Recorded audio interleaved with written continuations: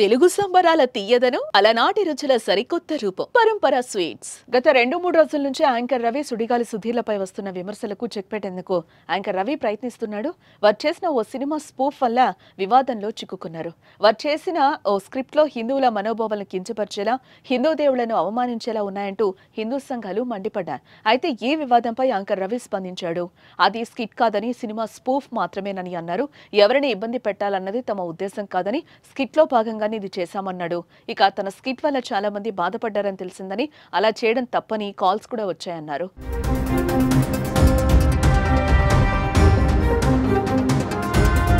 తప్పైంది, క్షమించాలని, ఇక ముందు ఇలాంటివి జరగకుండా చూసుకుంటామంటూ నిన్న వివరణ ఇచ్చాడు. అయితే తాజాగా ఇవాళ మరోసారి ఓ వీడియో రిలీజ్ చేశాడు యాంకర్ రవి. హిందువుల మనోభావాలను దెబ్బతీయాలన్నది తమ ఉద్దేశం కాదన్నాడు. ఇది ప్రత్యేకంగా రైటర్ను పెట్టుకొని రాయించిన స్కిట్ కాదు, ఇది ఒక సినిమా స్పూఫ్.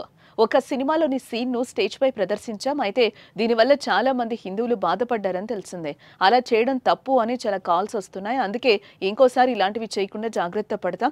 తను హిందువేనని, ఛత్రపతి శివాజీని ఫాలో అవుతాను, హనుమాన్ చాలీసా చదువుతాను, రోజు ఓం నమ శివాయ అనే నామాన్ని పఠిస్తాను అంటూ చెప్తూ అసలు ఏం జరిగిందో తన మాటల్లో మరోసారి చెప్పుకొచ్చాడు.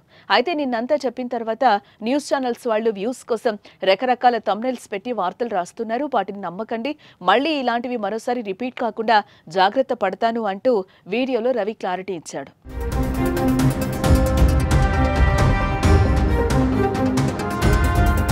అందరికి నమస్కారం. నేను మీ యాంకర్ రవి. గత 2 రోజులుగా న్యూస్లో కొత్త కాంట్రవర్సీ, వీడు మార్చేసుకున్నాడు, వీడు మారిపోయాడు, అది ఇది అని. ఛత్రపతి శివాజీ మహారాజ్ని ఫాలో అయ్యేవాడిని, హనుమాన్ చాలీసా చదివేవాడిని, పొద్దున్న లేస్తే రాత్రి వరకు మనసులో ఓం నమ శివాయ అనుకునేవాడిని. కోర్స్ భారతీయుడిని, హిందూని.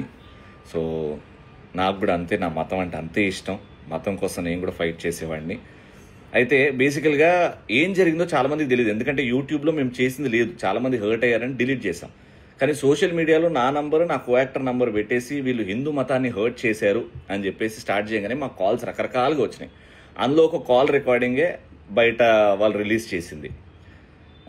బేసికల్గా నందీశ్వరుని స్టేజ్ మీద పెట్టుకో, సూపర్ సీరియల్ ఛాంపియన్షిప్ జీ తెలుగులో నందీశ్వరుని స్టేజ్ మీద పెట్టి మేము నిష్టగా చెప్పులు విప్పేసి చేసిన స్పూఫ్ అది.